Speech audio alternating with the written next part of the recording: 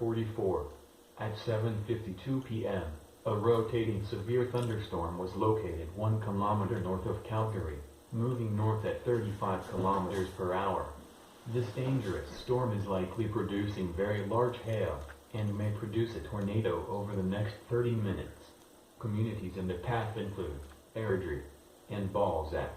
If you are in the affected area, be prepared to take shelter immediately in a basement or reinforced structure if a tornado develops. Get low and put as many walls between yourself and the storm as possible. Stay away from windows, doors and outside walls. If you are on the highway and cannot avoid the tornado, seek shelter in a ditch or ravine.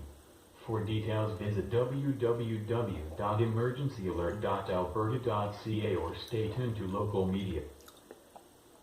Second spot.